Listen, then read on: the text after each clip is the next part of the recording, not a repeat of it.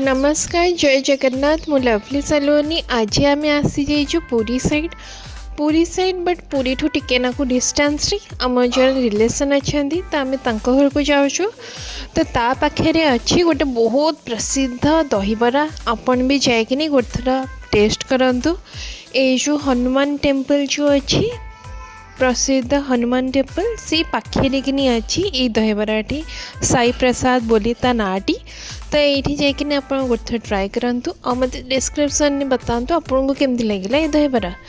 तो जदि आप जाऊँच पुरी साइड तो बिल्कुल ये दहीबरा को खावा को मिस करंतुनी। बहुत यमी था, बहुत टेस्टी था।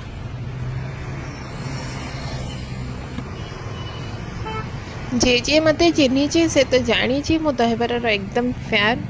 तो भल दहीबरा मत खिंची टाणी निए तो आपण भी जदि दहीबरार लवर कि फैन ताहले जरूर ये दहीबरा जाकि गोटे टेस्ट करंतु। बहुत बढ़िया। मो डिस्क्रिप्शन और लोकेशन शेयर करने भी सब डिस्क्रिप्शन में आपको मिल जापर तो आप आराम से जाकि टेस्ट करेंगे। तो मो चैनल टी को लाइक शेयर और सब्सक्राइब करने प्लीज़ भूलें।